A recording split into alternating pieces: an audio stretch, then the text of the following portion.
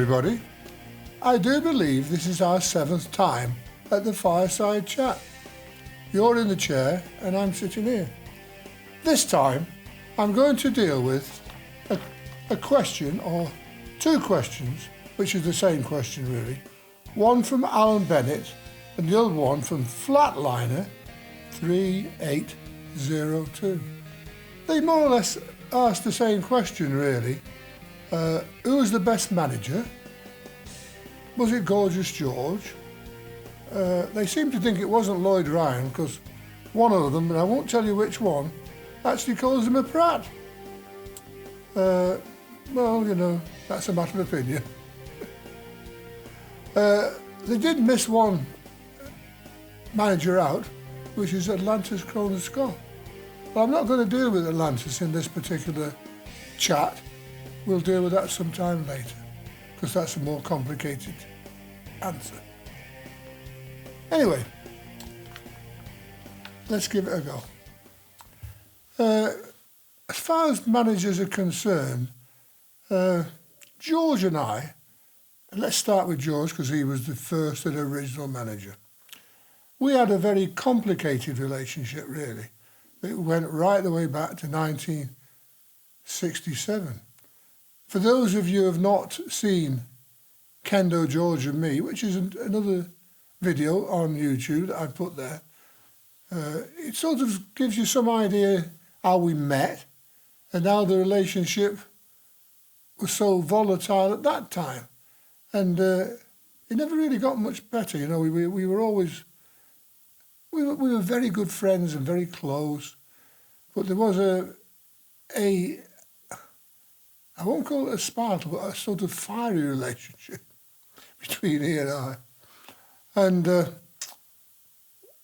one of the reasons why I want to talk to you today is because shortly I'm going to Croydon, as you probably all know, to meet our Sanjay. And I want to relate a story that happened in Croydon about George and I. But first of all, I need to give you some background into why the story unfolds. And it goes right the way back to when we did the Unmasking on the television. Well, we did the Unmasking on the television. By that time, Max Crabtree, you all heard of him, haven't you? He was the big promoter for joint promotions. To start with, he'd only been a very fringe promoter, as I've told you in previous videos, but by this time, he's worked his little self in right at the top, really. And he's sort of shoved everybody out of the way, and he's the big man. And I've come up with this idea that I'm going to do this unmasking. Basically, we now got to 1977, and I've done Send in the Girls, which was a Granada TV play, I suppose, written by Brian Glover. And I've decided that really I'm going to do this unmasking on the television. So I talked to Max about it. One of the reasons why I was going to do it as well, I was fed up with the Big Daddy situation. I wanted to get away from that. I mean, I'd really put Big Daddy over, because when Max wanted to build Daddy up, I was the biggest villain really in town, wasn't I? Even though A-Stacks was in stature the bigger guy, when A-Stacks went on with me, or with Kendo, he was always the baby face. So that tells you who was the biggest villain. Wasn't the big guy, it was the mass man. So I'd done this job for them really, where I'd built Big Daddy up. Looking back on it, I probably wish I'd never done it. But, you know, we'd all do things in life and look back and regret them. That was one of them. But you can't turn the clock back. I did it, and I arrived at this point in my career where Daddy's gaining momentum, and I feel, quite rightly so, that Max is bringing Daddy to the foreground and pushing me to the sidelines, because, of course, they are brothers, aren't they? And Max always had a problem with me, that he felt he couldn't control me. Max is what you would call a control freak, really. He likes wrestlers that need him in some way, either because they need protection, because they're vulnerable to other wrestlers doing things that perhaps they wouldn't like, or they're financially not well off. He likes those sort of people that he can control in some way. And he could never do that with me. He couldn't control me financially because I didn't need him for money. There wasn't enough money in wrestling for me to be bothered. I could make more money away from wrestling than I ever made in wrestling. And he couldn't send anybody in there to teach me a lesson because that would be a waste of time. I'd be the teacher. I'd be teaching the lessons if he tried that one. So that's where we were. And I decided I was going to do this unmasking. I talked to him about it. As I've just said, by now, he's the big I am. And he's really dead against it. What he says to what he says, well, I think that, the whole thing will be a damp squib, really. He said, you've not got an unusual sort of face, and you're not ugly, kid, like Mal Kirk and people like that, big ugly head.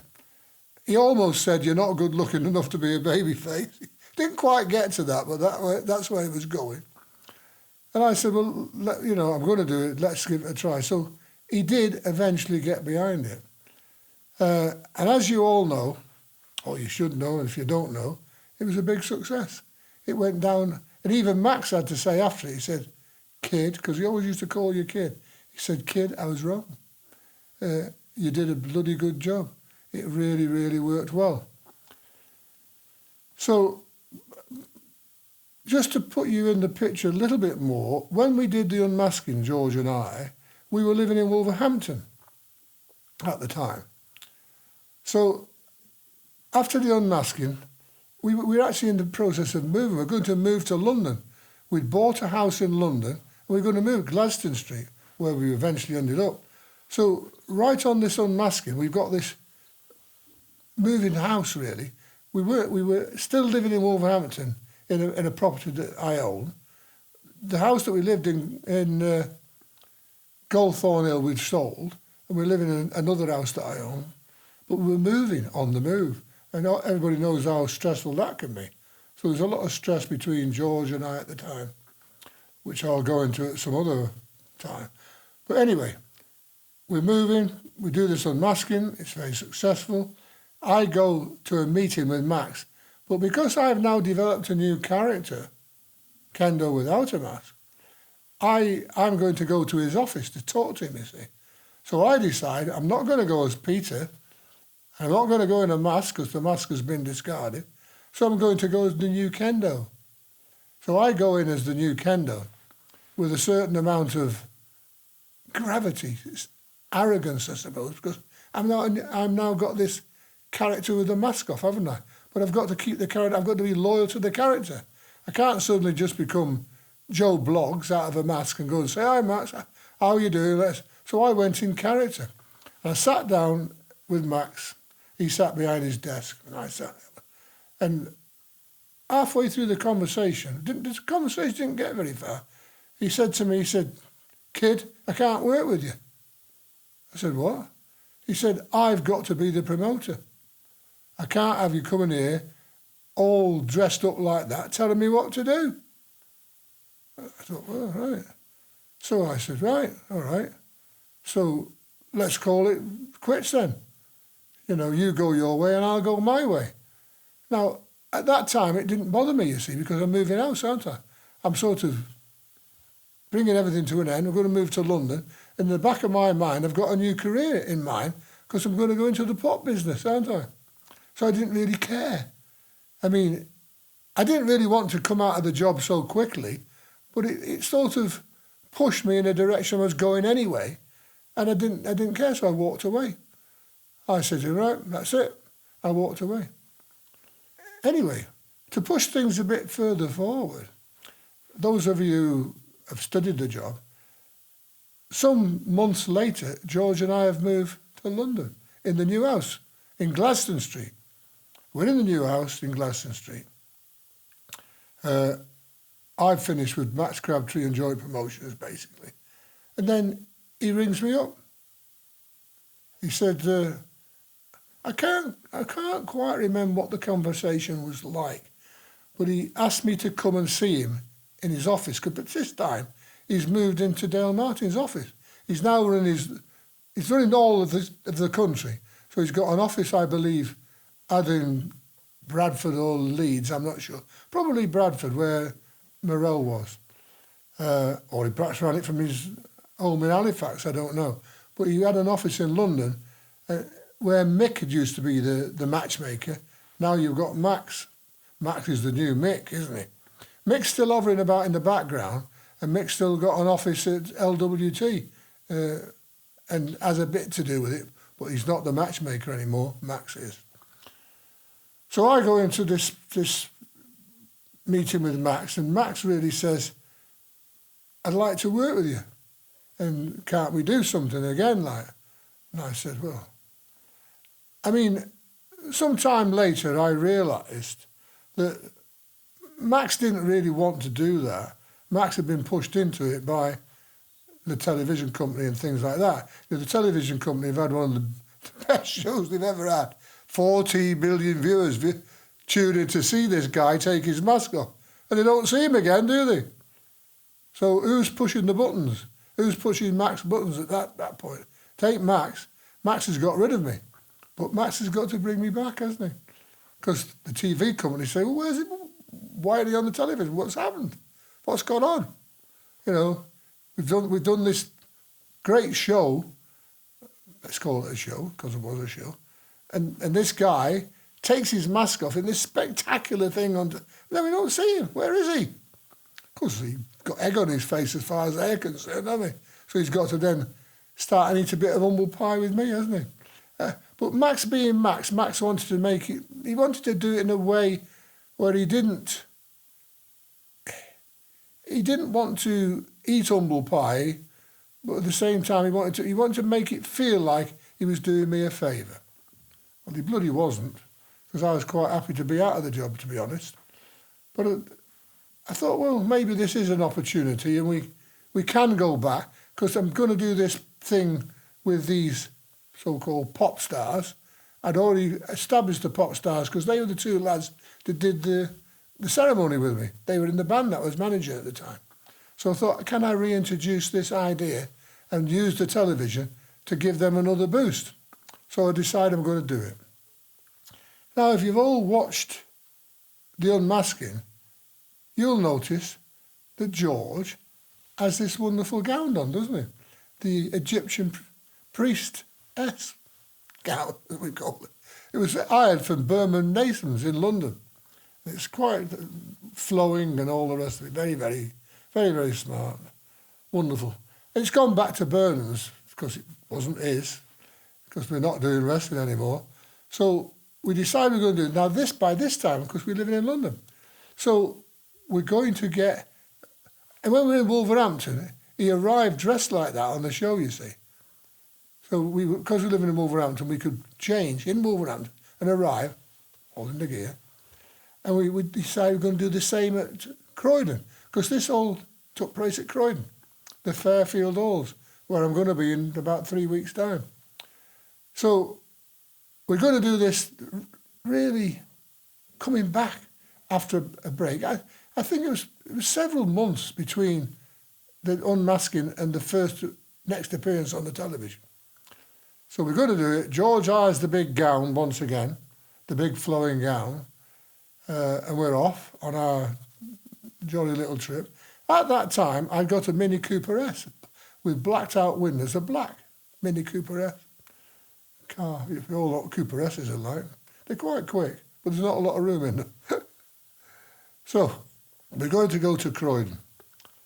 He gets dressed in all his finery. I get dressed in what I considered at that time to be my street gear, which I looked a bit like the Sanderman advert with a big brimmed hat, knickerbockers and a jacket and thing. So I was doing this thing, and of course a bald head, and by that time a pigtail. So I'm going to go as Kendo, but I'm Kendo on and off. So I'm going to arrive as Kendo. He's going to arrive as the priestess. So we go to Croydon. We drive round the back of the hall. If anybody who knows Croydon, the stage door's at the back. So you arrive at this hall, at the back of the hall, and there's big gates, and they're huge gates. They're probably about 14 foot high and about 20 foot wide, double gates, like that. And they open inwards, don't they? Right. When we get there, we arrive there in the car. In the car, I've got the two lads who are the acolytes, and another guy who's working with them who plays the violin. They've all squatted at the back of this Mini. George and I are in the front. God knows how we got in. The two lads weren't that hefty, so they squoze in. So we arrive at this bloody door. The gates are closed. And I said to George, get them effing gates open now, let's get in. Now, the other side of the gates, there's a car park. And then it's not a huge car park because it's not meant for the general public. It's meant for stars and people who are associated with it all. On the left-hand side, you've got this huge trailer that the BBC, not the BBC, ITV have brought in, where all the equipment, because in those days, they weren't little cameras like they are now. They brought this big production thing, this huge transmission thing, and parked it on site with huge cables running into the building and everything. And that's part there. It must be 30 foot long, and it's a big thing. It's like a large caravan. And there it is, standing on the left-hand side. In front of the door, there's about 3 cars, and there's a kiosk where this man sits, who's the doorkeeper. And in front of the door, there's about a couple of car spaces that you can get cars in. And I think, well, one of them must be for me, mustn't it? Because I'm the star of the show, having been away so long. I'm now the star of the show. I'm arriving, and of course, we weren't that well on time. We weren't late, but we weren't early either. So I say to George, get those effing gates open and get me in. So he goes out of the car and he starts to open the gate. Big double gates. Remember, they're big. They're large gates, and he shoves them like that, and he gets them open to about a foot in between. And then we see the guy in the kiosk. I'm going to call him a Jobsworth, because that's what he turned out to be. He comes out, and now he's a man. He comes down about 5 steps that lead up to this kiosk. There's double doors going into the stage part. His kiosk is there. Comes running down these steps, and George has got the gates open a bit, and he grabs them and pushes them too. Boom. And he says, "There's no room in the car park, it's full. You'll have to park over the road in the multi-store car park." Because there is a big car park just over the road. And George tried to open the gates a bit more, and I'm revving the engine rather to say, get those effing gates open sort of thing. Can I swear on this? I've just done it, haven't I? Anyway, get those gates open. I'm coming in. I'm revving this engine on this Cooper S. Jobs is pushing the gates too, and George is trying to push them open. So George was a bit younger than Jobs, because Jobs must have been a man mid to late 50s. So George did manage eventually to overpower him and get the gate, at least one of them, fairly wide open, the other one half ajar. Jobs sort of loses balance and staggers backwards into the yard on the right-hand side. George's on the left-hand side of the car by now. And he's got the gate open. Now, Jobs is on the inside of the gate, you see, isn't he? Because he's pushing the gate too. George is on the outside of the gate trying to push the gates open. I think, aha, there's enough room, I can get this car in. I rev the engine, because they're quick, these things are, right? I thought I'd get him before this idiot regains his balance and his stupidity and starts closing the gate again. So I shoot in. Boom. Jobs was out of the way. Miss Gillette, because that's what I used to refer to him as, on the left-hand side of the car, didn't get out of the way. He wasn't quite as nimble as Jobs was. And I'm looking in the mirror. I've got wing mirrors on this car. I'm looking in the mirror. I can see some. It's not gone well. It's not. And I'm looking, and at some point, I'm not quite sure when, I realised that the dress has not come out of this situation quite well. And I'm looking back and I can see him coming towards me. This is George. Jobs was buggers off back in his office because he realises he's lost the day. We're in. I think he probably closed the gates behind us by now, but he's gone. We're in. And George is coming towards me with this flowing gown on, and it's blue, as you've all seen on the television, but it's torn from about here right the way down to the bottom, completely ripped out the side. Must have gone down the seam or something like that, but it was open like that. And he's coming towards me, wafting it open like this, as if he's about to do some sort of strange drag strip tease in the car park. And I'm thinking, it's not gone well. I can see it's going to go worse. He comes right, because he's on the left-hand side of the car, passing. He walks round the front, glaring at me like he could murder me, comes up to the window where I am, and he opens this wretched thing up like that. And he says, "Miss Thornley." That's me, of course. Now, I'm thinking, I'm in the car park in a wrestling show. I'm Kendo Nagasaki. I'm this super villain, and I've got this lunatic drag queen calling me Miss Thornley in the car park. You couldn't wait, could you, dear? And he's doing that with this wretched thing. He said, "I arrive here like Dennis Russo, and within 30 seconds, dear, you've turned me into Gypsy Rose Lee. Well, you can stuff your wrestling show. I'm off." Underneath, I'll just pause for a moment there. Underneath all this, I mean, being our George, he got a pair of Cuban heels shoes on with the platforms about that high, because he wanted to be told, didn't he? Ladies' stockings with garters on, would you believe? Halfway up his leg. It was the most bizarre sight you could possibly imagine in your life. It was like a horror. It's like the Rocky Horror Show come real. I mean, have you seen Frankenfurter? That was our George that day. He could have done that, and you wouldn't know the bloody difference. Anyway, I've got this furious man, and he's saying to me, "That's it, dear, I'm off. You can stick your show up your jacksie." He then goes. Now, I think Jobs mustn't have shut the gate properly, because George got through the gate, and he's through the gate, and if you know where you're going, it goes up a hill towards the town centre. You go back up there, up the hill, towards the town, and then turn right, and you go back into town. He's off, because I've got to get out. I'm thinking, where's he going? Where's he going? Where's he going? Because by the time I've got myself together, he's through the gate. I think, bloody hell. And I've seen the state of him. I think, well, if he gets out on the street like that, he'd probably get arrested. So I think, I'll get out of the car. I've got to get out, because it's not easy to get out of the Mini. It takes a while. And then I've got to go. I chase him. I didn't catch him. He got all the way up the back of the Fairfield Hall to the top of the hill. He's about to turn right and go round the front of the Fairfield Halls. Half naked, basically. I catch him. I say, "Where the effing hell do you think you're going?" I said, "You can't go into town like that." He said, "I'm not going on. You can stick it all up your jacksie now." Took me quite a while to calm him down. He would not calm down. Eventually, he says, "What am I going to do then? What am I going to do? I can't go on like this." And I said, "Well, you'll have to wear what I'm wearing, because I've got this outfit on, haven't I?"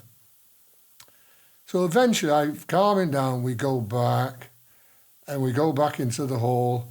And those of you that haven't seen the show, because it's a television show, it's a TV show, George appears dressed as the Sandman. not the high priestess, but the Sandman. He's got my street gear on. He's got the hat and all the gear on. So, just to sort of round it all off, I mean, by the time we get back, of course, and I've sort of half dragging him back and half arguing with him through this gate, the wrestlers are on the second floor. The dressing room is on the second floor. And there's about half a dozen of them all hanging out the wing and pissing themselves. John Harris was there in tears. And later on, John Harris said to me, he said, that was the funniest thing I have ever seen in my life. He said, I've never seen it. He said, that ought to be a television sketch. He said, that was so bloody funny. I said, it wasn't funny from my point of view, I can tell you that. He said, no, I can well imagine. Anyway, we get back, we do that. But sometime later, I find out that Max was talking to Dickie Davis about this, about George and me. And Dickie Davis allegedly said to Max, what about that pair, that Nagasaki and that manager? And Max is allegedly supposed to say, kid, don't talk to me about that pair. He said, I've got television cameras rolling at the Fairfield halls. He's got managers stripped off him, fucking car park. So that really rounds the story off. And that was the relationship that I had with George. Very volatile, very exciting from time to time. And also, towards the end, of course, very tragic, because, as you probably all... I don't want to really end on a sad note, but George eventually died of AIDS, and that was a difficult time. So I'll end there with this particular little jaunt into my history, see what you make of it, and then the next time I'll deal with the other managers and tell you about them. But they're not as excited as this one, I can tell you that. So bye for now.